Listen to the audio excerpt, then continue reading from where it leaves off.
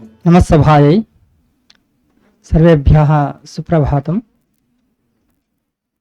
या देवी सर्वभूतेषु ज्ञानरूपेण संस्थिता नमस्तस्यै नमस्तस्यै नमस्तस्यै नमो नमः। वयम् अस्माकं कार्यशालायां तृतीयदिने प्रातः पूर्वाह्न प्रथमसत्रे स्मः।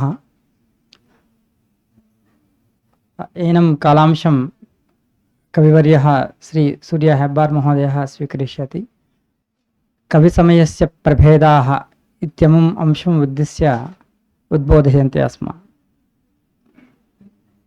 धन्यवादः। हरि ओम्। ह्यः गृहकार्ये भवद्भिः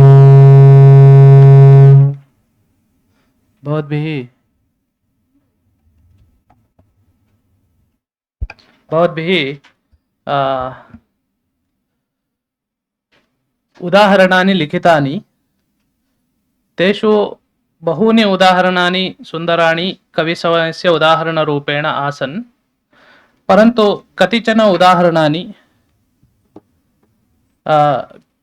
कविसमयस्य उदाहरणत्वेन न, परन्तु केवलम् उत्प्रेक्षा अलङ्कारः तत्र आसीत्। तादृशमपि उदाहरणं भवद्भिः लिखितम्। अतः तद्विषये किञ्चित् स्पष्टतां दत्वा अग्रे अहं विषयं प्रविशामि। बहुवारम् अत्र कविसमयस्य लक्षणम् उक्तं। तद् राजशेखरेण उक्तं काव्यमीमांसायां। किम्? अशास्त्रीयम् अलौकिकं च परम्परायातं यमर्थमुपनिबध्नन्ति कवयः सः कविसमयः इति। अत्र दलकृत्यमपि उक्तम्। अलौकिकम् अशास्त्रीयं तृतीयं यद्दलम् अस्ति परम्परायातम् इति। तस्य विषये किञ्चित् अवधानं दातव्यं। तदानीम् एषः अंशः स्पष्टः भवति। अशास्त्रीयम् अलौकिकं सत्यं, लोके यद् न भवति तस्य वर्णनं तद् बहुधा क्रियते, सर्वेषु अलङ्कारेषु अपि क्रियते। परन्तु कानिचन वर्णनस्थानानि एतादृशानि सन्ति, तद् सत्यमित्येव कल्प्यते कविभिः। उदाहरणार्थं हंसाः वृष्टिकाले कुत्र गच्छन्ति? मानससरोवरं गच्छन्ति इति। यद्यपि कविकल्पना सा, परन्तु कवि जगति तद् सत्यम् इत्येव वयं स्वीकुर्मः। झटिति अस्मान् पृच्छति चेत् कोऽपि, हंसाः वृष्टिकाले कुत्र गच्छन्ति इति, वयम् उत्तरं साक्षात् मानससरोवरं गच्छन्ति इति वक्तुं शक्नुमः। एषा कविकल्पना इति कथनस्य पुनः आवश्यकता नास्ति। परन्तु अन्यानि कानिचन स्थानानि भवन्ति, तानि कुत्रचित् केनचित् कविना एव कल्पितानि। तत्स्थानम् उदाहरणार्थम् एकं पश्यामः। पश्यतु। लिम्पतीव तमोऽङ्गानि वर्षतीवाञ्जनं नभः असत्पुरुषसङ्गेव दृष्टिर्विफलतां गता इति मृच्छकटिके अस्ति। लिम्पतीव तमोऽङ्गानि इति उदाहरणं कुवलयानन्देऽपि स्वीकृतं, कालिदासस्य न। मृच्छकटिकं कस्य? शूद्रकस्य। शूद्रकस्य मृच्छकटिकात् इदम् उदाहरणं स्वीकृतं। वृष्टिकाले कस्यांश्चित् रात्रौ मृच्छकटिकस्य नायिका वसन्तसेना गच्छन्ती भवति। तद् पृष्ठतः शकारः इति कश्चन दुष्टः जनः, सः ताम् अनुसरन् भवति। तदानीं वृष्टिकालः, मेघाः सन्ति आकाशे, अतः मार्गः न दृश्यते। अन्धकारः तादृशः गाढः अस्ति। अतः तमः अङ्गानि लिम्पति इव इति वर्णनं कविना कृतं। लिम्पति नाम किं? वयं वर्णेन भित्तिं लिम्पामः, लेपनं तदेव। तमः तादृशं द्रव्यं न, येन लेपनं शक्यते इति। तथापि तमः अङ्गानि लिम्पति इव इति। यथा वर्णेन भित्तिं लेपयामः तथा अङ्गं लिम्पति इव तमः अस्ति इति अत्र कथितम् अस्ति। एवं लिम्पति इव तमोऽङ्गानि, एषा कल्पना लोके न सम्भवति, परन्तु कविना कल्पितम्। एवं वर्षति वाञ्जनं नभः, नभः अञ्जनं वर्षति इव। अञ्जनस्य वर्णः कः? कृष्णवर्णः। वस्तुतः सर्वदापि नभः किं वर्षति? जलम् अथवा अम्बु वर्षति। अतएव वर्षति इत्यस्य अर्थः जलं वर्षति इत्येव। पुनः किं वर्षति इति प्रश्नः वस्तुतः अनुचितः इति वदन्ति। भवतु, अत्र नभः अञ्जनं वर्षति इव इति उक्तम्। नभः कथम् अञ्जनं वर्षति इत्युक्ते सापि कल्पना, तथा गाढः अन्धकारः अस्ति इति। अग्रे अस्ति असत्पुरुषसङ्गेव दृष्टिर्विफलतां गता इति। तं भागं बहु न चिन्तयामः, यतो यत्र सम्बद्धं न दृश्यते इति। असत्पुरुषसङ्गः यथा विफलतां गच्छति तद्वत् दृष्टिः अपि विफलतां गता इति सामान्यः अर्थः। भवतु, अत्र यः अर्थः उक्तः लिम्पति इव तमोऽङ्गानि, तमः अङ्गानि लिम्पति इव इति। तमसः लेपने कर्तृत्वं तत्तु कविकल्पितं कदाचिदेव, परन्तु अन्यत् तमो विषये अस्ति। तमः सूचिभेद्यम् इति। गाढम् इत्युक्ते सूच्या भेदनं कर्तुं शक्यते, सः कविसमयः। तमः यद्यपि वस्तु न, तथापि मुष्ट्या ग्रहीतुं शक्यते। तमसः मुष्टिग्राह्यत्वं। हस्तेन वयं यथा तण्डुलान् गृह्णीमः अथवा सिकतान् गृह्णीमः तद्वत् तमः अपि ग्रहीतुं शक्नुमः इति यदस्ति तत्तु कविसमयः। अत्र वर्षति वाञ्जनं नभः लिम्पति इव तमोऽङ्गानि इत्येतत् सर्वमपि उत्प्रेक्षालङ्कारस्य उदाहरणम्। अन्यदेकम् अधः उत्प्रेक्षालङ्कारस्य उदाहरणं दत्तवान् अस्मि। रथस्थितानां परिवर्तनाय पुरातनानामिव वाहनानाम् उत्पत्तिभूमौ तुरगोत्तमानां दिशि प्रतस्थे रविरुत्तरस्याम् इति अस्ति। एतद् उत्प्रेक्षालङ्कारस्य उदाहरणम्। रविः उत्तरस्यां दिशि प्रयाणस्य आरम्भं करोति। रविः दिक्परिवर्तनं करोति खलु। वर्षे षण्मासं यावत् कस्यां दिशि गच्छति? दक्षिणस्यां दिशि गच्छति, अतः तद् दक्षिणायनं। पुनः षण्मासान् यावत् उत्तरस्यां दिशि गच्छति इति कारणतः उत्तरायणम्। एवम् उत्तरायण दक्षिणायण भेदः अस्ति। किमर्थं गच्छति सः? तस्य चलनक्रमः तादृशः अस्ति। वस्तुतः रवेः तुरगाः, तन्नाम अश्वाः सन्ति इत्येव कल्पना, कविकल्पना एव। पुराणेषु अपि वर्णितं। रवेः रथे कति अश्वाः सन्ति? 7 अश्वाः सन्ति। वाहनम् इत्युक्ते अश्वः। अतः पुरातनानां वाहनानां परिवर्तनाय इव। इदानीं षण्मासं यावत् समानं वाहनम् आसीत्, परिवर्तयामि इति चिन्तयित्वा यत्र उत्तमानि वाहनानि लभ्यन्ते तादृशं स्थलं सिन्धुदेशः उत्तरभागे अस्ति। सिन्धुदेशे विद्यमानाः अश्वाः उत्तमाः इति प्रसिद्धिः। अत एव अश्वस्य अन्यत् नाम वर्तते किमिति? सैन्धवम्, सैन्धवः इति। सैन्धवः इति नाम अस्ति। सैन्धवमानय इत्यादि प्रसङ्गे भवन्तः तद् ज्ञातवन्तः।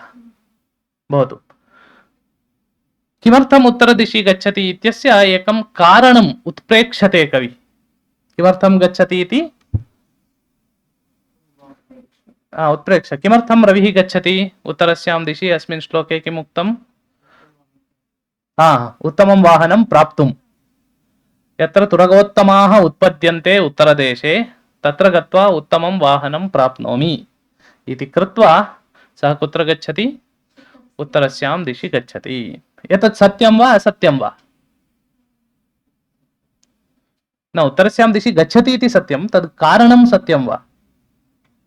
कारणं सत्यं न, तस्य सहजा गतिः, अतः गच्छति, अश्वपरिवर्तनाय इति न। तथापि कविना वर्णितम्, अतः एषः कविसमयः इति भवद्भिः न चिन्तनीयम्। उत्प्रेक्षालङ्कारः एव। परम्परया गतम् इत्युक्ते कविः सर्वत्र वदेत्। किमर्थं सूर्यः उत्तरदिशि गच्छति इत्युक्ते अश्वानां परिवर्तनार्थं। क्वचित् एकत्र उक्तवान् इत्युक्ते कवेः दोषः न, वर्णनायां सौन्दर्यम् आनेतुं सः एवम् उक्तवान् कविः, तावदेव। अस्य कविसमयस्य च सम्बन्धः नास्ति, कविसमयप्रसिद्धिः अस्ति इति कृत्वा एवं न उक्तवान्। तथा वयं यदि चिन्तयामः सर्वमपि उत्प्रेक्षालङ्कारस्थानं कविसमयः इति वक्तव्यं भवेत्। अन्यत् उत्प्रेक्षालङ्कारस्य उदाहरणं भवन्तः किमपि स्मरन्ति वा? साहित्यदर्पणे पठितं, काव्यप्रकाशे पठितं, अथवा अन्य ग्रन्थेषु पठितं। तत्तु रूपकालङ्कारस्य खलु।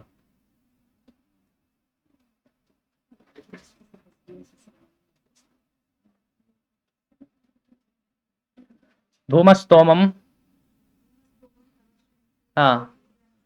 कोकी विरह शुष्मणाम् इति अस्ति प्रसिद्धम् उदाहरणं। सर्वे जानन्ति वा एतत्?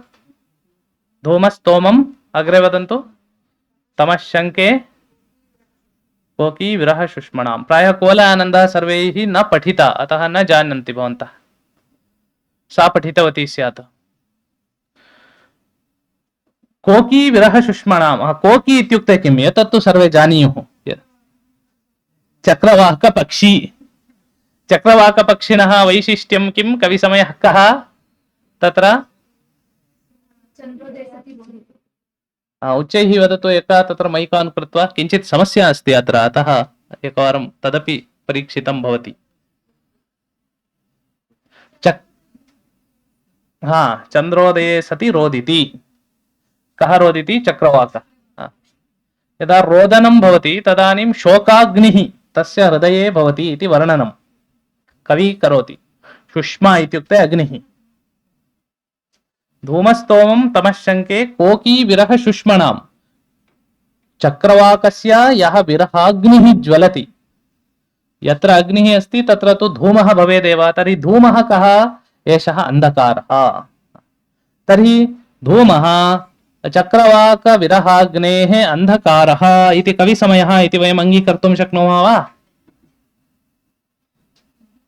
तथा परम्परायां प्रसिद्धिः नास्ति। धूमः धूमः एव, धूमः। अन्धकारः अन्धकारः एव। कोकी विरहाग्नेः धूमः एव अन्धकारः इति प्रसिद्धिः नास्ति। अतः तत् केवलम् उत्प्रेक्षालङ्कारस्य स्थानं, न तु कविसमयस्य स्थानम्। एवं सर्वत्र कविसमयः इति अस्माभिः न चिन्तनीयम्। कुत्रचिदेव कविसमयः, कुत्रचित् एवम् अलङ्कारार्थं कविभिः असत्यम् उच्यते। कविभिः उक्तं सर्वमपि असत्यं कविसमयः इति न, इति अस्माभिः चिन्तनीयं भवतु। यत्र कुत्रापि कविः असत्यं वदति चेत् अस्माकम् आनन्दः भवति एव। कथम् उत्तमकल्पना अस्ति पश्यतु अत्र। तुरगोत्तमानां परिवर्तनाय उत्तरदिशि गच्छन् अस्ति इति। कोकी विरह शुष्मणां, कोकी विरहाग्नेः धूमः एव अन्धकारः। एवम् अन्यत् किमपि उत्प्रेक्षालङ्कारायाः उदाहरणं स्मरन्ति वा?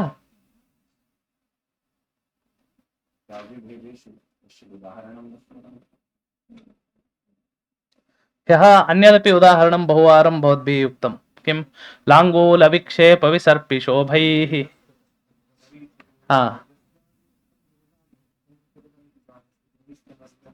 अत्रापि कोऽपि कविसमयः नास्ति।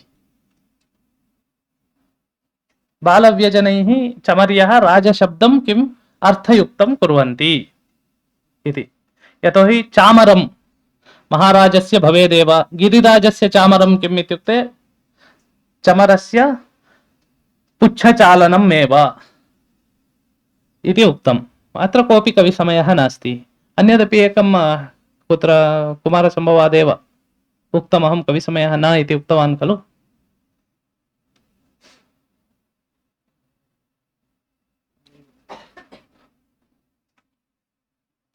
तत्र सर्वत्रापि एवं भवद्भिः चिन्तनीयं। सर्वत्र कविसमयः इति भ्रान्तिः मास्तु। अतः अद्य अग्रे कविसमयस्थानानि कानि साहित्यदर्पणे उक्तानि इति स्पष्टं पश्यामः।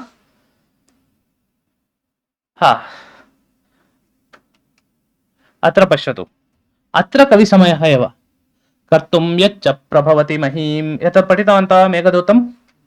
उच्छिलीन्द्रामवन्ध्यां तर्हि पठन्तु। कर्तुं यच्च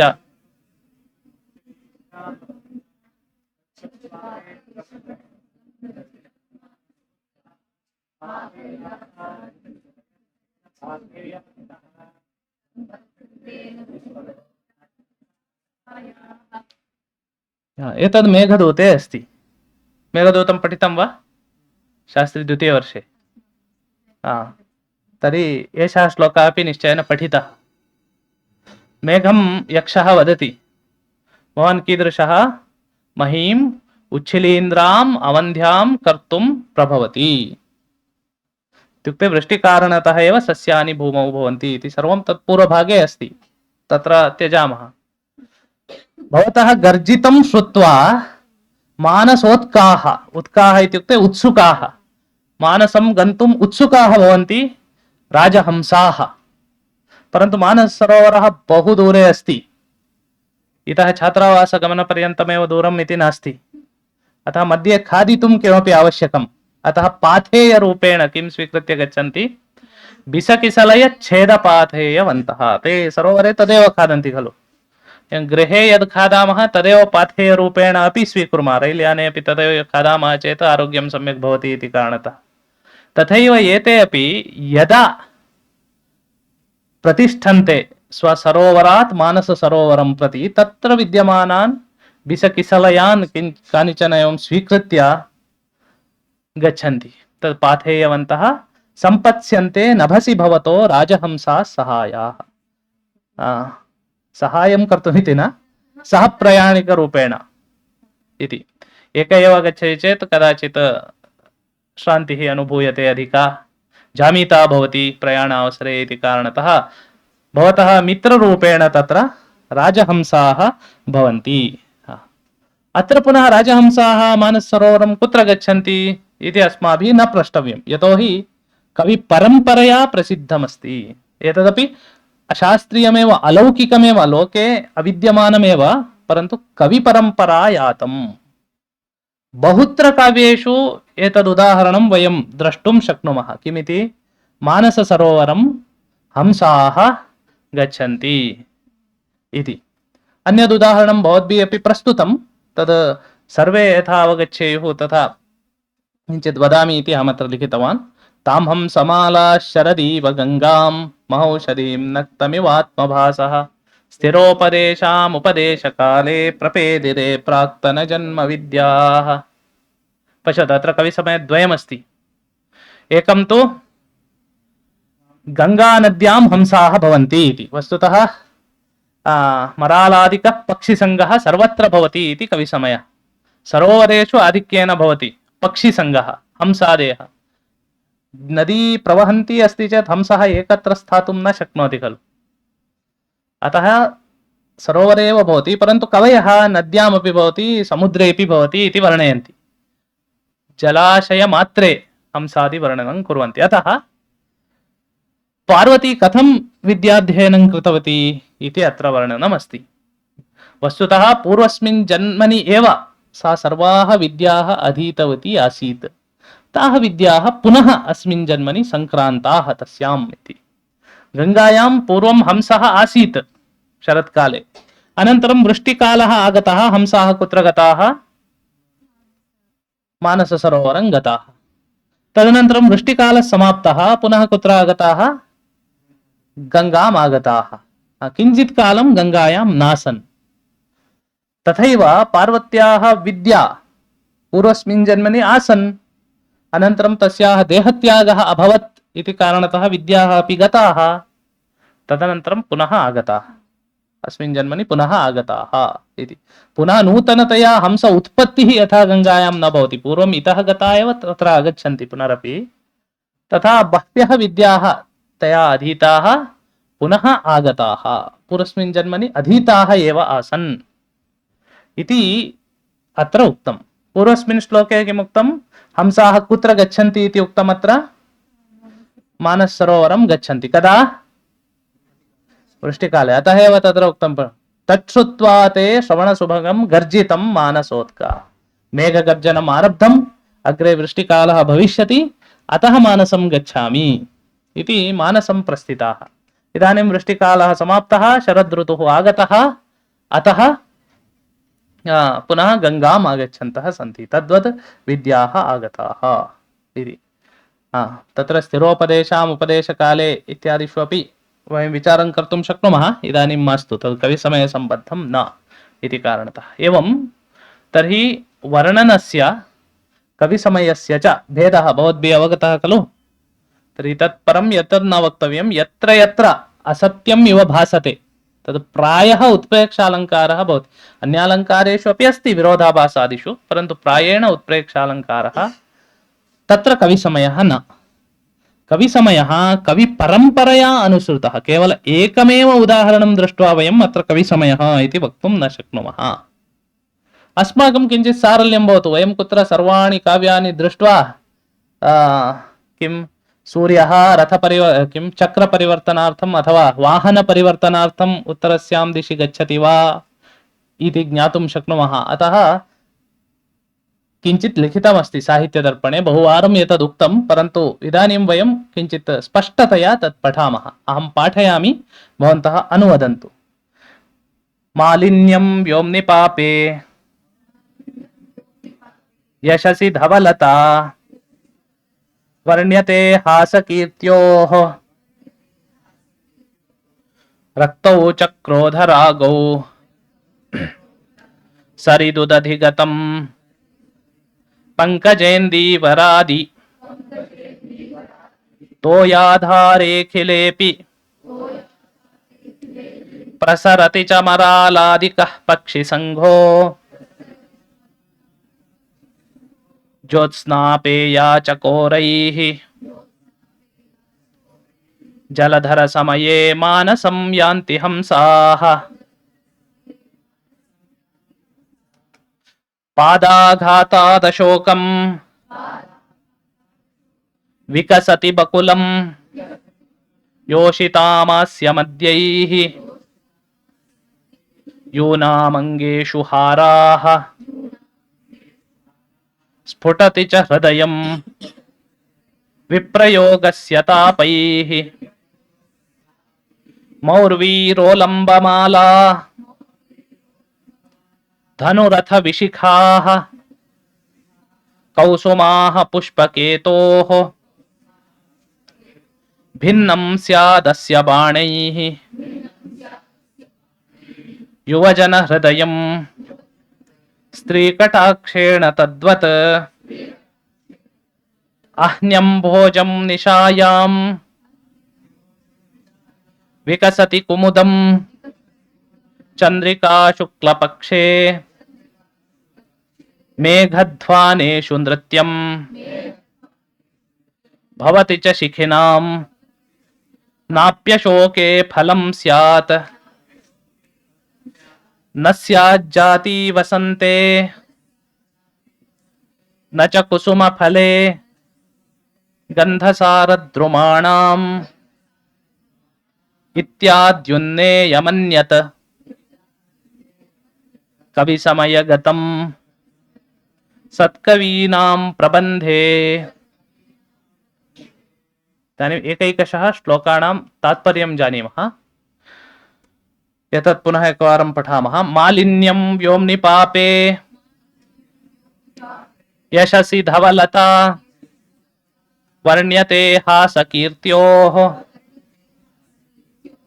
रक्तौ चक्रोधरागौ सरिदुदधिगतं पंकजेन्दीवरादि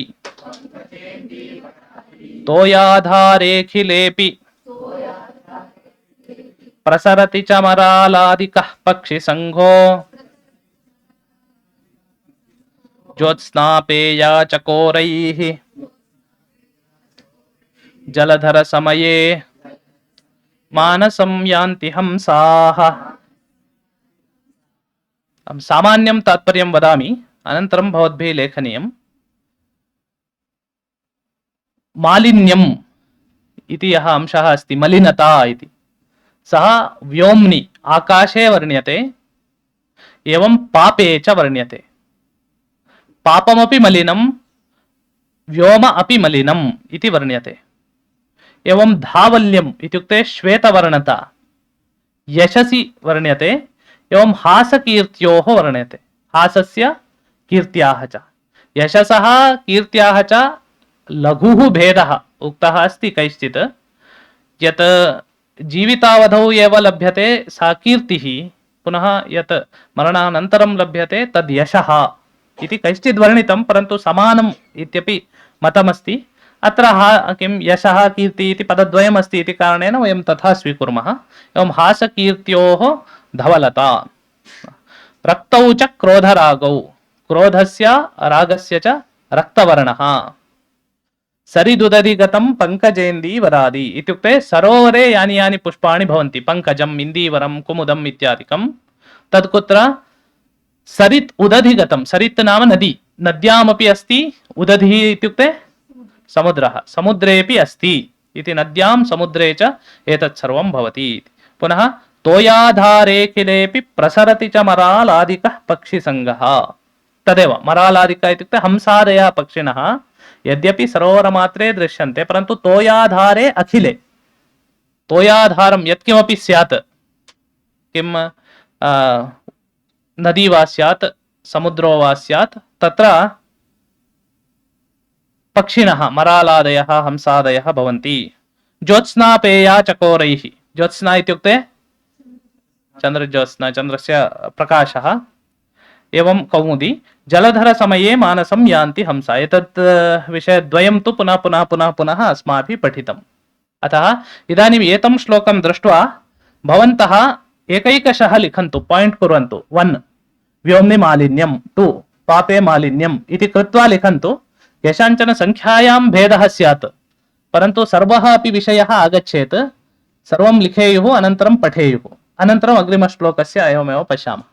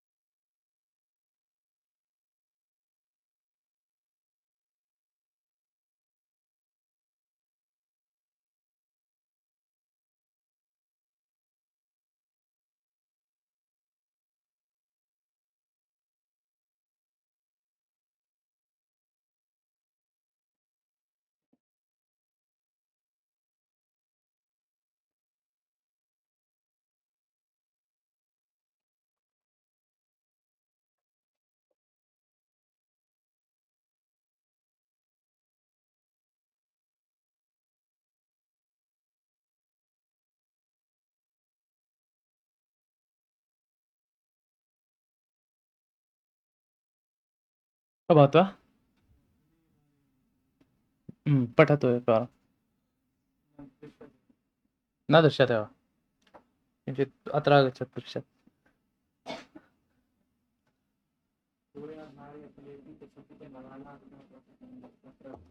हा, मरालादिकः पक्षिसङ्घः, मराला इत्युक्ते हंसः, हंसादयः पक्षिणः सर्वत्रापि तोयाधारे नद्यां समुद्रे च भवन्ति इति। तद् वाक्येन लिखतु, सुन्दरवाक्येन।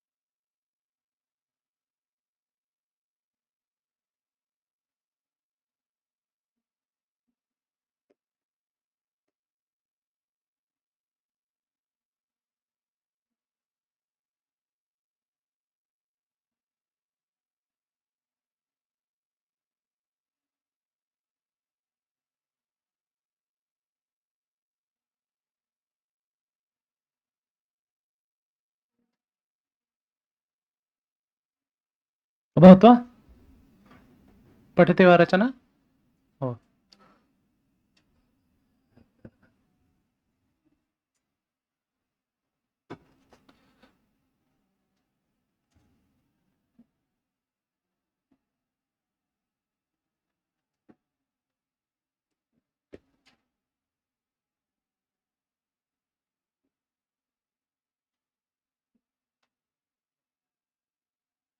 पठतु तर्हि। व्योम्नेः मालिन्यं। व्योम्नि। व्योम्नि एवं तत्र दृष्ट्वा न, भवतः पुस्तकं जी। दृष्ट्वा पठ। यशहासकीर्तयोः धवलता। पुनः पठतु वाक्यं तत्। यशहासकीर्तयोः हा। धवलता। तर्हि यशोहासकीर्तीनाम् इति भवति खलु, बहुवचनं भवति। भवान् यशः अपि अत्रैव योजितवान् वाक्ये, अतः उक्तवान्। हासकीर्तयोः धवलता। हास हासकीर्त्योः धवलता, अथवा एवं लेखनीयं, यशसः यशस्यापि धवलता। यशसः हासकीर्त्योः च धवलता इति लेखितुं शक्यते, अथवा यशसि हासकीर्त्योः च धवलता, नो चेत् यशो हासकीर्तीनां धवलता यथा कथयन्ति। क्रोधस्य रागयोश्च रक्तत्वम्। पुनः रागयोः इत्युक्ते किम्? क्रोधस्य रागस्य च। क्रोधस्य रागस्य च रक्तत्वम्। सरिद उदधिषु पङ्कजेन्दीवरादि। एवं तोयाधारेण हंसानां समूहः समुद्रे नद्यामपि भवति। चकोरस्य ज्योत्स्ना। चकोरस्य ज्योत्स्ना। चकोरः ज्योत्स्नां पिबति इति। तदेव लेखनीयं, चकोरः ज्योत्स्नां पिबति इति। जलधर समये मानसं हंसाः यान्ति इति। अस्तु, भवन्तः तदेकं वाक्यं लिखन्ति चेत् तत् पठनेन स्पष्टं भवेत्, तादृशानि वाक्यानि लिखन्तु इति उक्तवान्। अस्तु, अन्ये? सुष्मिता पठति वा?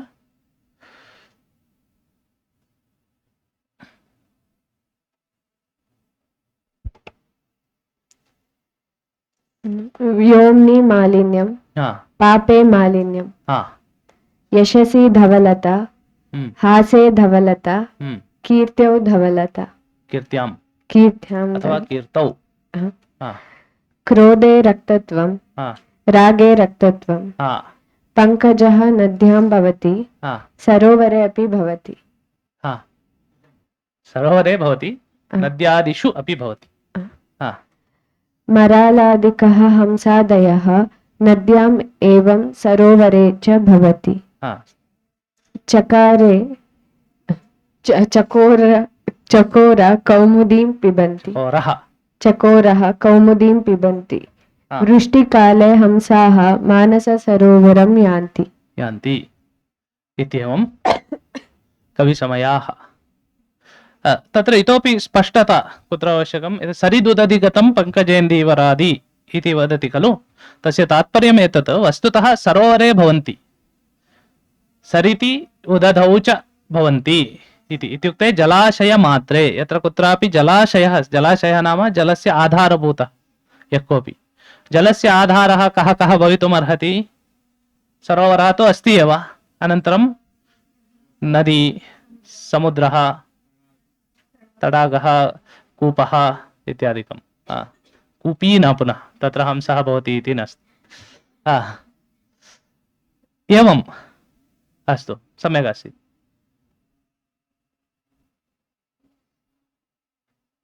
अन्ये मानव पठतु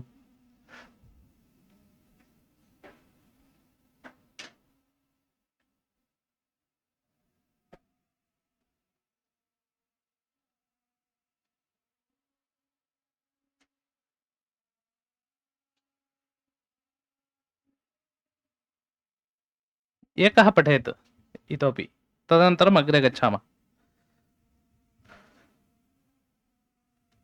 हा पठतु पापे मालिन्यं हम्म, मालिन्यं योम्ने हा, योम्ने व्योम्नि मालिन्यं यशसि धवलता हा, हासकीर्त्योः वर्णता वर्णता धवलता वर्ण्यते इति धवलता वर्ण्यते वर्ण्यते हासकीर्त्योः धवलता क्रोधारागो रक्तवर्णं हा सुरदुधिगतं पङ्कजन्दीः सरित् उदधिगतं तोयाधारेषु भवन्ति मारालादि पक्षिसङ्गाः हा ज्योत्स्नं पिबन्ति चकोरपक्षिणः हा जलधरसमये मानससरोवरं यान्ति हंसाः हा एवम् अन्यदस्ति वा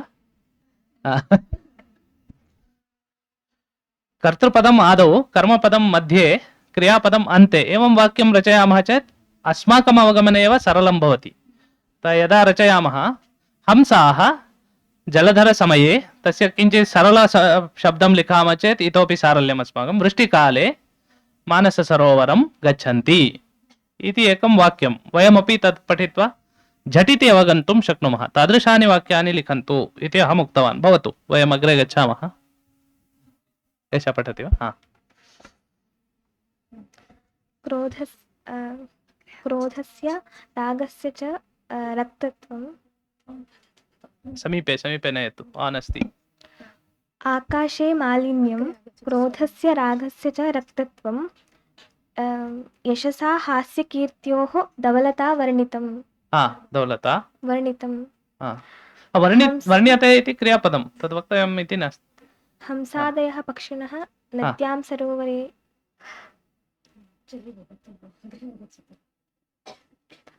नद्यां सरोवरे च भवन्ति हा अग्रे यशसा हास्यकीर्त्योः धवलता वर्ण्यते हा अग्रे अन्तिमं ज्योत्स्नापेया चकोरैः तस्य न लिखितम्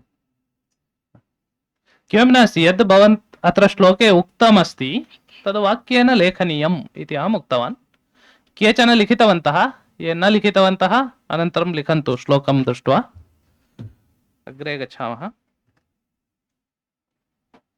अत्र सर्वत्रापि यत्र कुत्रापि भवन्तः ग्रन्थान् पठन्ति आदि इति पदं भवति। आदि इत्यस्य अर्थः इतोपि सन्ति परन्तु अत्र न उक्तम् इति। उदाहरणार्थम् अत्र किमस्ति, पङ्कजेन्दीवरादि इति अस्ति।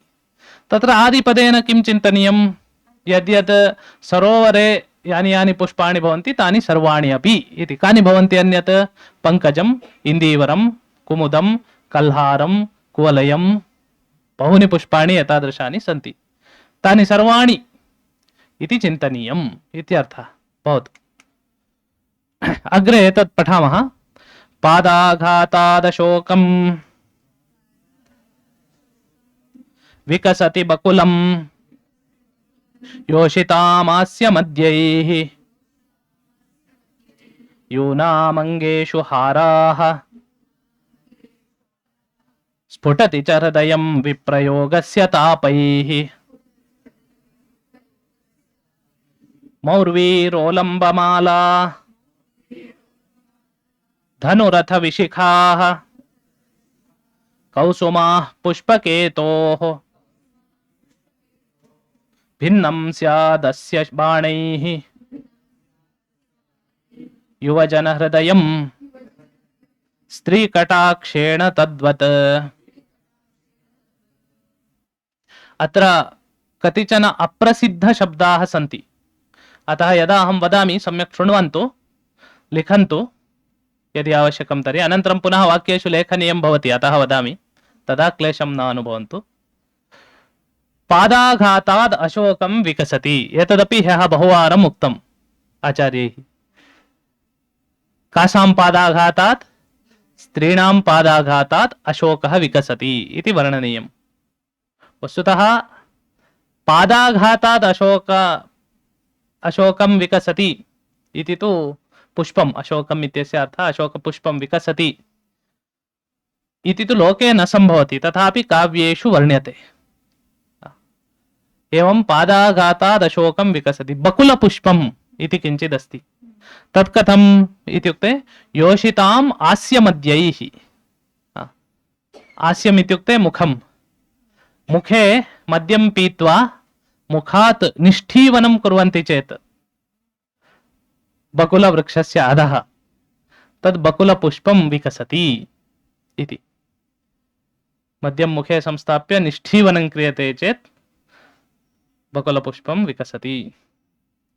एवं यूनाम् अङ्गेषु हाराः, यः कोऽपि युवा भवतु तस्य अङ्गेषु हाराः वर्ण्यन्ते। वस्तुतः सर्वोऽपि युवा हारं धरति अथवा धरति स्म इति न। हारः इत्युक्ते मणिना निर्मितः इत्येव अर्थः। यदा दरिद्रः जनः कोऽपि भवति काव्येषु, तस्य वर्णनसमये हारः कथं वर्ण्यते इत्युक्ते सा कविसमयः, यः कोऽपि जनः भवतु हारः वर्णनीयः एव, हारः अस्ति इत्येव वयं चिन्तयामः। नो चेत् दरिद्राणां वर्णने हारस्य वर्णनं नास्ति। एवमुच्यते खलु, कश्चन राजा आसीत्, तम् उक्तवन्तः कञ्चन दरिद्रं वर्णयतु इति।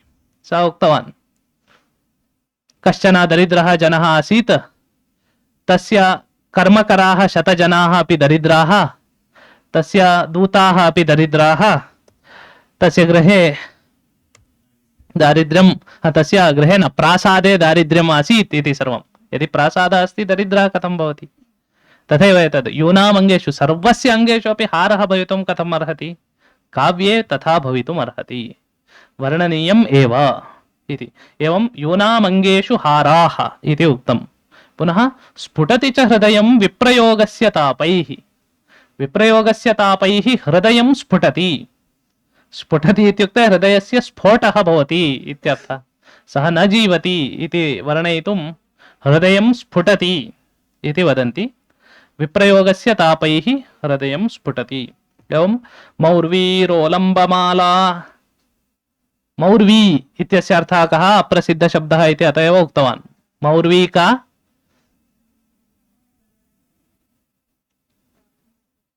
अभिज्ञानशाकुन्तलादिषु बहुधा आगतम्।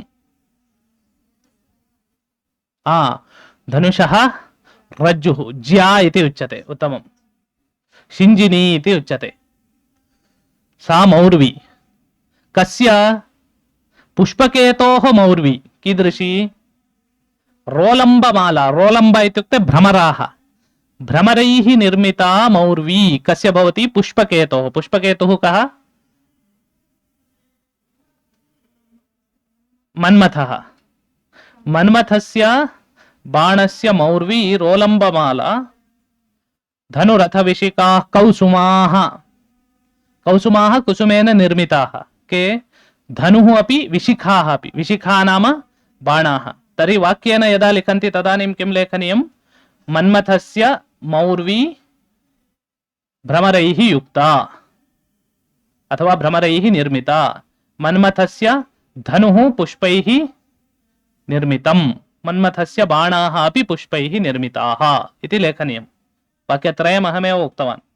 एवं भिन्नं स्यादस्य बाणैः, अस्य नाम तस्य पुष्पकेतोः, मन्मथस्य बाणैः युवजनहृदयं। मन्मथस्य बाणैः युवजनहृदयं भिद्यते। पश्यतु, बाणाः कौसुमाः, कुसुमबाणेन कथं भिद्यते? काव्ये भिद्यते। काव्ये तस्य छेदः भवति, भेदः भवति। पुनः स्त्रीकटाक्षेण तद्वत्। स्त्रियः कटाक्षेण अपि किं भवति? तद्वत् इत्युक्ते किम्? हृदयं भिद्यते इति। एतत् सर्वं सम्यक् अवगतवन्तः भवन्तः, परन्तु वाक्यैः सम्यक् लेखनीयं। कर्तृपदं, कर्मपदं, क्रियापदं सर्वं स्यात्। पादाघातात् अशोकं विकसति इत्युक्ते स्त्रीणाम् इति योजनीयं। स्त्रीणां पादाघातात् अशोकः विकसति इति एकं वाक्यं लेखनीयम्। एवं किं पायिण्ट्स् करणीयम्, एकैकम् एकैकं। पूर्वं लिखितमश्चेत् ततः एव अनुवर्तयन्तु। पूर्वं 10 पायिण्ट्स् जातानि चेत् इदानीम् 11 इति लिखतु तत्र। अस्तु, एकवारं श्लोकं पठामः, तदनन्तरं लिखन्तु। पादाघातात् अशोकं विकसति बकुलं, योषितामास्य मद्यैः, यूनामङ्गेषु हाराः, स्फुटति च हृदयं विप्रयोगस्य तापैः, मौर्वीरोलम्बमाला, धनुरथविशिखा कौसुमाः पुष्पकेतोः, भिन्नं स्यादस्य बाणैः युवजनहृदयं स्त्रीकटाक्षेण तद्वत्। इदानीम् अनुवर्तयन्तु लेखनम्। एतस्य श्लोकस्य वक्तव्यं तदनन्तरम्।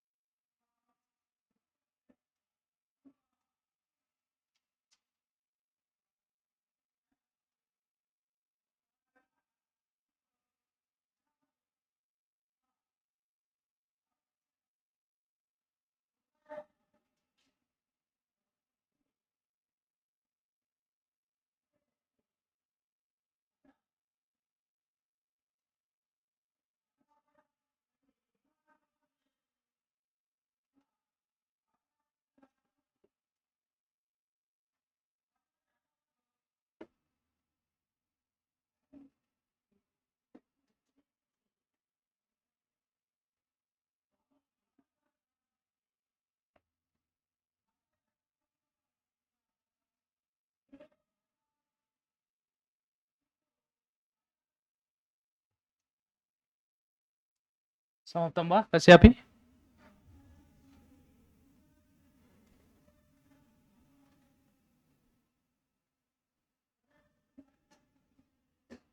विधात्री पठतु।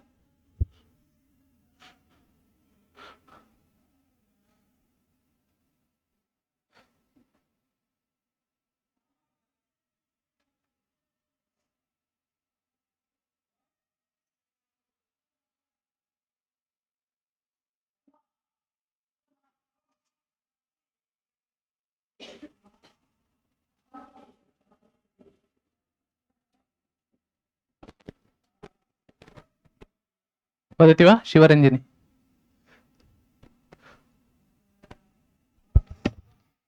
स्त्रीणां पादाघातात् अशोकः विकसति। हा, अशोकम् इति पुष्पम् इति, अतः अशोकं विकसति। अत्रापि श्लोके तथैव अस्ति खलु।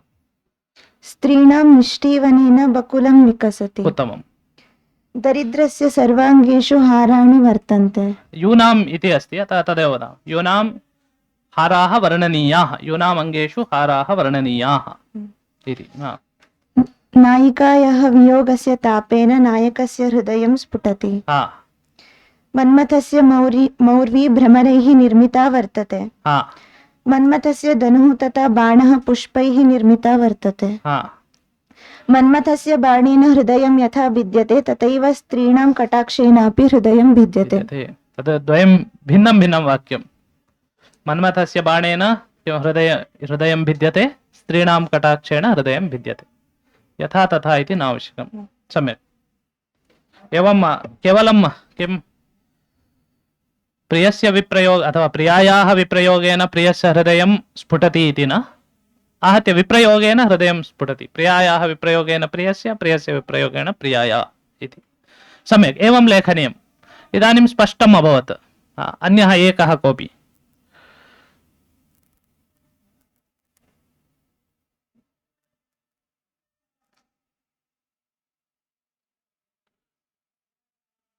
बालकेषु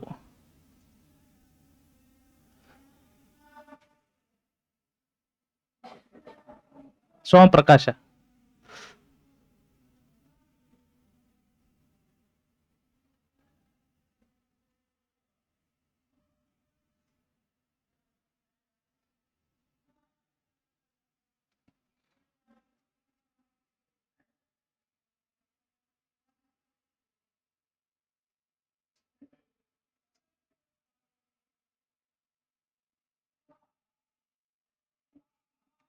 तर्हि विधात्री एव वा?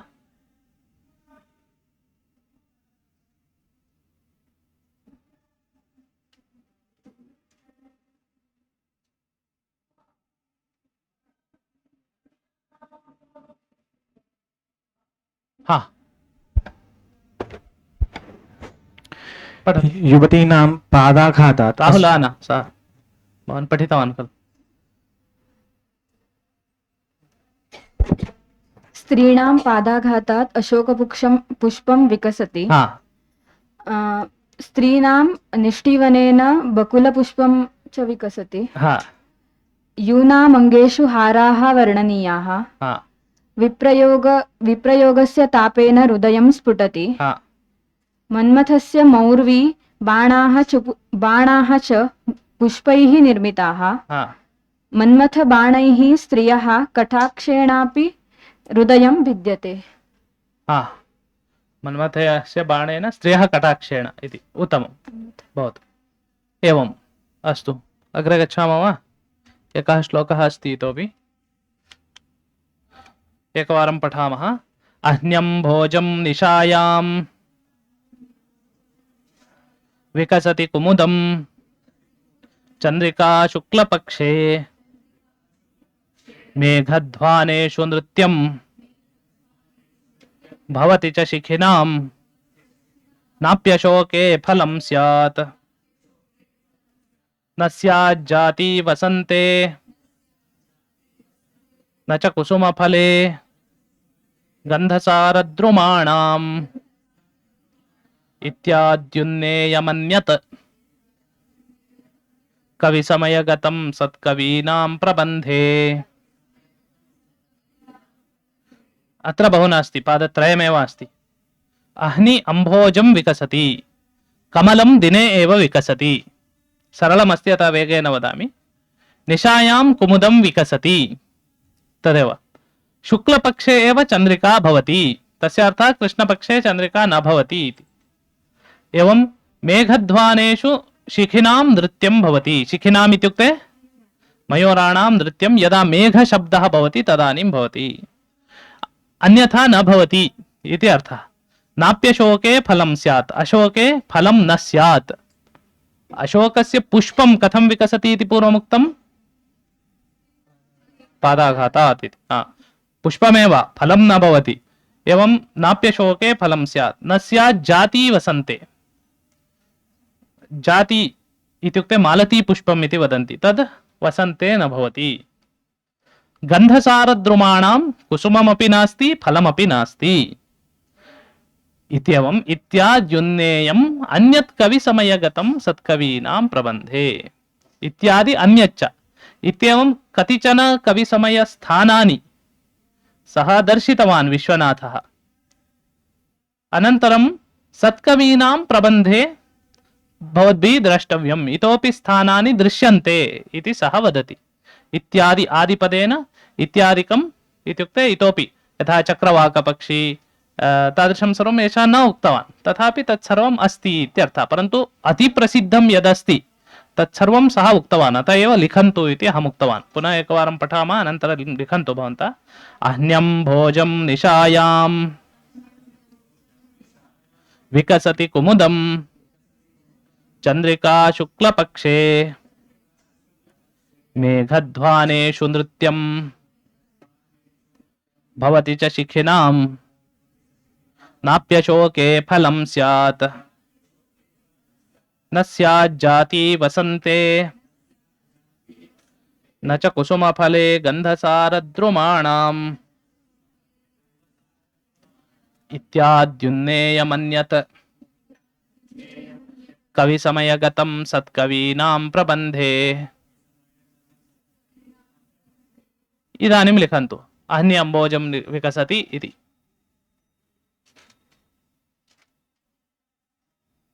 षड् सन्ति, सप्त अपि लेखितुं शक्नुवन्ति। गन्धसारद्रुमाणां कुसुमं न भवति, गन्धसारद्रुमाणां फलं न भवति इति द्वयं वाक्यं लिखन्ति चेत् सप्तवाक्यानि भवन्ति, नो चेत् षड् वाक्यानि।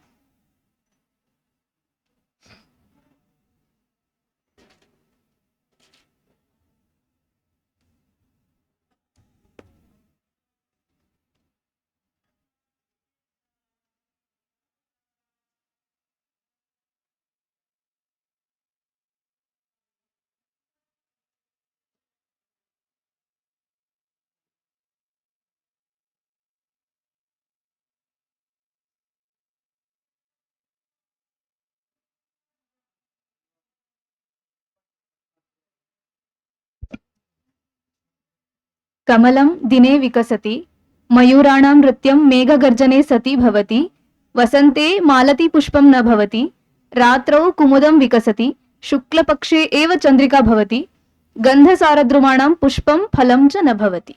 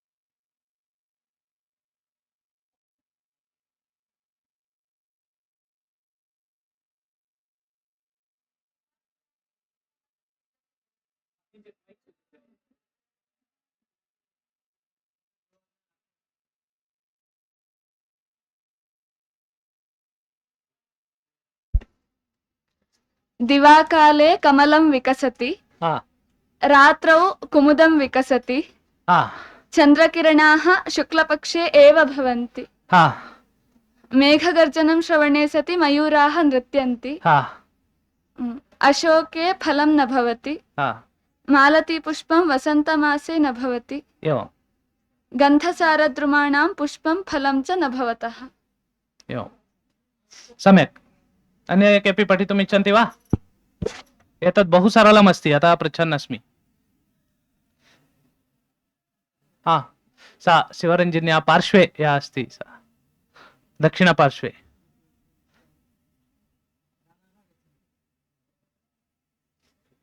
हा हा यावत् लिखितं पठतु, पर्याप्तम्।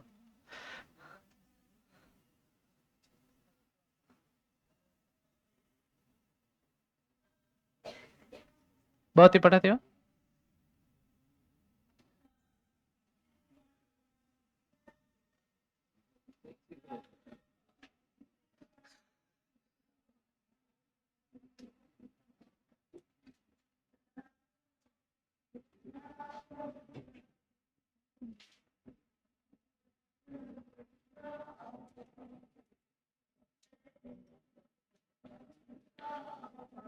भवतु तर्हि यदि समाप्तं, यः न पठितवान् एतावत् पर्यन्तम् एका वा पठतु, तदनन्तरं गच्छामः।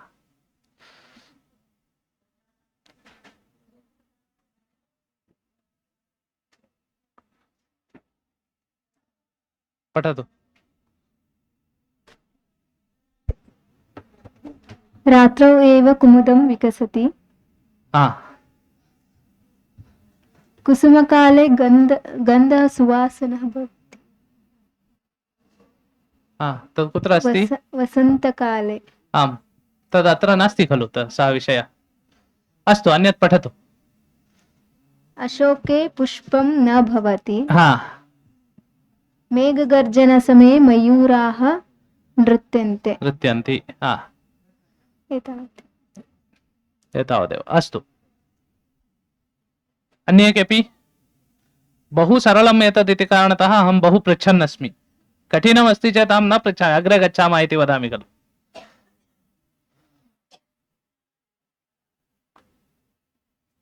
भवान् मानवः सर्वदा पठति। पठतु। अम्बोजम् अन्ये इत्युक्ते दिवाकाले। हाँ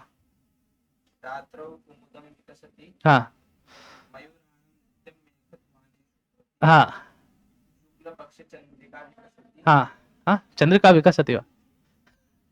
चंद्रिका भवति। चंद्रिका इत्युक्ते पुष्पं न।